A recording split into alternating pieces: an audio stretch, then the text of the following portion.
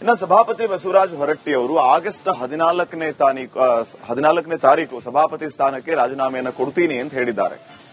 ರಾಜ್ಯ ಸರ್ಕಾರ ಒಂದು ಹೊಸ ಇತಿಹಾಸಕ್ಕೆ ನಾಂದಿ ಹಾಡಿದೆ. ಇಷ್ಟು ದಿನಗಳ ಕಾಲದಲ್ಲಿ ಯಾವತ್ತೂ ಹಿಂಗಾಗಿರಲಿಲ್ಲ. ಈ ರೀತಿ ಆಗ್ತಾ ಇರೋದು ನಿಜಕ್ಕೂ ಬೇಸರ ತರಿಸಿದೆ. ಅರಗಿಸ್ಕೊಳ್ಳೋದಕ್ಕಾಗ್ತಾ ಇಲ್ಲ, ಹೆಂಗ ಅರಗಿಸ್ಕೋಬೇಕು ಅಂತಾನೂ ಗೊತ್ತಾಗ್ತಾ ಇಲ್ಲ. ಆಮೇಲೆ ಇಷ್ಟೆಲ್ಲ ಆದ್ಮೇಲೆ ಚರ್ಚೆಗೆ ಯಾಕೆ ಅವಕಾಶ? ನಾನು ಹೋಗಿ ರಾಜೀನಾಮೆ ಕೊಟ್ಟುಬಿಡ್ತೀನಿ ಅಂತ ಬಸವರಾಜ ಹೊರಟ್ಟಿ ಅವರು ಹೇಳಿದ್ದಾರೆ. ಪರಿಷತ್ ಇತಿಹಾಸದಲ್ಲೇ ಇಂತಹ ಗೊಂದಲ ಆಗಿಲ್ಲ. ರಾಜ್ಯ ಸರ್ಕಾರ ಹೊಸ ಪದ್ಧತಿಗೆ ನಾಂದಿ ಹಾಡಿದೆ. ನನಗೆ ತುಂಬಾ ಬೇಸರ ಆಗಿದೆ ಎಂದು ಬಸವರಾಜ ಹೊರಟ್ಟಿ ಅವರು ಹೇಳಿದ್ದಾರೆ.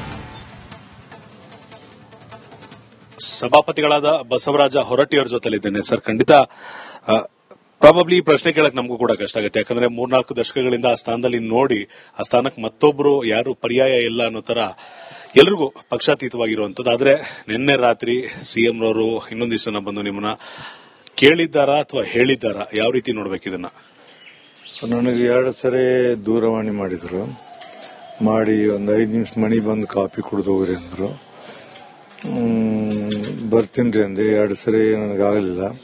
ಕಡೆಗೆ ಮತ್ತೊಮ್ಮೆ ಅವರ ಪರ್ಸನಲ್ ಅಸಿಸ್ಟೆಂಟ್ ಬಂದ, ಬರ್ಬೇಕ್ರಿ ಕರಿತಾರಂದ. ಹೋದಾಗ ಅಲ್ಲೇ ಸತೀಶ್ ಜಾರಕಿಹೊಳಿ, ಜಮೀರ್ ಖಾನ್ ಮತ್ತು ಚಲರಾಜ ಸ್ವಾಮಿ, ಬಾಲಕೃಷ್ಣ ಎಲ್ಲ ಇದ್ರು. ಇದ್ದಾಗ ಮಾತ ಬಂತು, ನಮ್ಮಲ್ಲಿ ಅವಿಶ್ವಾಸ ನಿರ್ಣಯ ಮಂಡನೆ ಮಾಡಾಕತ್ತಾರ ಅಂತಂದ್ರ. ಹೌದೇನ್ರಿ ಅಂದೆ. ಮಂಡನೆ ಮಾಡಲಿ ಮತ್ತು ನಾನು ಅವಿಶ್ವಾಸ ಮಂಡನೆ ಮಾಡಕ್ ಅಂತದೇನ ಇಲ್ಲಿವರೆಗೆ ಅಂತ ತಪ್ಪುಗಳನ್ನು ಮಾಡಿಲ್ಲ. ಅವರು ಪ್ರಜಾಪ್ರಭುತ್ವ ಅವ್ರು ಮಾಡಲಿ, ನನ್ನದೇ ಆದಂಥ ತೀರ್ಮಾನ ನಾನು ತಗೊಳ್ತೀನಿ. ನಾನು ಚರ್ಚೆಗೆ ಆಸ್ಪದ ಕೊಡೋದು ಗೌರವದಿಂದ ನಾನು ರಾಜೀನಾಮೆ ಕೊಟ್ಟು ಮನೆಗೆ ಹೋಗ್ಕೊಂಡಂತೆ. ಅವಿಶ್ವಾಸ ಅಂದ್ರೆ ಸರ್ ಸಾಮಾನ್ಯವಾಗಿ ಏನೋ ಒಂದು ಕಪ್ಚುಕಿ ಇರಬೇಕು, ಏನೋ ಹಗರಣ ಆಗಿರಬೇಕು, ಅಥವಾ ಯಾವುದೋ ವೈಚಾರಿಕ ಭಿನ್ನಾಭಿಪ್ರಾಯ ಇರಬೇಕು. ಯಾವುದು ಇದರಲ್ಲಿ ಯಾವುದೂ ಇಲ್ಲ ರೀ. ಇಲ್ಲಿವರೆಗೆ ನಿಮ್ಗೆ ಗೊತ್ತಿದೆ, ಯಾರು ಕೂಡ ನಾನು ತರಲೆ ಮಾಡೋದಾಗಲಿ ಅಥವಾ ಪಕ್ಷಪಾತ ಮಾಡೋದಾಗಲಿ, ಯಾವುದೋ ಭ್ರಷ್ಟಾಚಾರ ಏನೂ ನನಗೆ ಹೇಳಕ್ ಸಾಧ್ಯ ಇಲ್ಲ. ಅವರು ಅದನ್ನ ಒಪ್ಕೊಂಡ್ರು. ಹೌದು, ನೀವು ಬಹಳ ಎಂತ ಯೋಗ್ಯ ಮನುಷ್ಯರು ಇದಕ್ಕೆ, ಬಟ್ ನಮ್ಗೇನ್ ಮಾಡೋದು, ಅನ್ಫಾರ್ಚುನೇಟ್ಲಿ ಮ್ಯಾಗಿಂದ ಬಂದೈತಿ. ಅದಕ್ಕೆ ಮ್ಯಾಗಿಂದ ಬಂದದಕ್ಕೆ ನಾವು ಅದನ್ನ ನಡೆಸಬೇಕು, ಇಲ್ಲಕ ನಾವೇನ್ ಮಾಡ್ತಿದ್ದಿಲ್ಲ ಅಂತ. ರಾಜಕೀಯ ಪಕ್ಷ ಪ್ರಶ್ನೆ ಕೇಳಬೇಕಾದ ಸರ್, ಅವರ ಪಟ್ಟಿಯಲ್ಲಿ ಬಂದಂತ ಒಂದು ಹೆಸರನ್ನ ಕೊನೆಯ ಹಂತದಲ್ಲಿ ತೆಗೆದಾಕಿ ಹೊಸ ಹೆಸರು ಬಂದಿರೋದನ್ನ ನೀವು ನೋಡಿದೀರಾ. ಈ ರೀತಿ ಸಭಾಪತಿಗಳ ಹೆಸರನ್ನ ಕೂಡ ಪಕ್ಷ ನಿರ್ಣಯ ಮಾಡೋದಕ್ಕೆ ಬರಬಾರ್ದು. ಅದು ಯಾಕಂದ್ರೆ ಸಭಾಪತಿಗಳನ್ನ, ಸ್ಪೀಕರ್ನ ಅಸೆಂಬ್ಲಿ ಮತ್ತು ಪರಿಷತ್ ಆರಿಸಬೇಕು. ಅವ್ರ ಸರ್ವಾಧಿಕಾರವನ್ನು ಕಿತ್ತುಕೊಳ್ಳೋ ಅಧಿಕಾರ ಯಾರಿಗೂ ಇಲ್ಲ. ಆರಿಸಬೇಕಾದ್ರೆ, ಅಲ್ಲಿ ತೆಗಿಬೇಕಾದ್ರೆ, ಏನೋ ಮಾಡಬೇಕಾದ್ರೆ ಸದನ ಜವಾಬ್ದಾರಿ. ಅದನ್ನ ಮತ್ತೆ ಅವರು ಹೆಂಗ್ ಕಳಿಸಿರೋ ಗೊತ್ತಿಲ್ಲ ನನಗೆ. ಇದು ಇತಿಹಾಸ, ನಾನು 46 ವರ್ಷ ನೋಡಿದೆ. ಇತಿಹಾಸದಲ್ಲಿ ಫಸ್ಟ್ ಟೈಮ್ ಇಂಥದ್ದು ನಾನು ಸುದ್ದಿ ಕೇಳುದು. ಇಂಥವ್ರನ್ನ ನೀವು ಸಭಾಪತಿ ಮಾಡ್ರಿ, ಇಂಥವ್ರು ಉಪಸಭಾಪತಿ ಮಾಡ್ರಿ ಅಂತೇಳಿ ಹೇಳುವಂತ ಹಕ್ಕು ಯಾರಿಗೂ ಇಲ್ಲ. ಅದು ಸದನಕ್ಕೆ ಮಾತ್ರ ಐತಿ. ಅವರವ್ರ ಇಂಟರ್ನಲ್ ಅಡ್ಜಸ್ಟ್ಮೆಂಟ್ ಬೇಕಾದ ಮಾಡ್ಕೋಬಹುದಾಗಿತ್ತು ಅವರು. ಬಟ್ ಹೇಳಿದ ತಪ್ಪದು, ಪ್ರಜಾಪ್ರಭುತ್ವ ವಿರೋಧ ಅಂತ ಅನಿಸ್ತದೆ.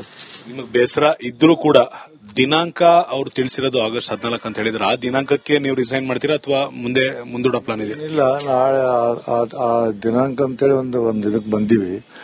ಅದಕ್ಕೆ ಹೆಚ್ಚು ಕಡಿಮೆ ಆದ್ರೆ ನಾಳೆ ಏನು ಸದನದಲ್ಲಿ ಸದನದ ಎಲ್ಲಾ ಸದಸ್ಯರು 74 ಮಂದಿ ಸದಸ್ಯರು ಅವ್ರು ಇರ್ತಾರೆ. ಅವ್ರೇನೇನು ಮಾತಾಡ್ತಾರೆ ಅದ್ರ ಮೇಲೆ ಸ್ವಲ್ಪ ಹೆಚ್ಚು ಕಡಿಮೆ ಆದ್ರೂ ಆಗ್ಬಹುದು. ಕಾರ್ಯಕರ್ತರ ಜೊತೆ ಮಾತನಾಡಿದಿರಿ, ಎಲ್ರಿಗೂ ಕೂಡ ನಿಮ್ಮಷ್ಟೇ ಬೇಸರ ಇರುತ್ತೆ ಸರ್?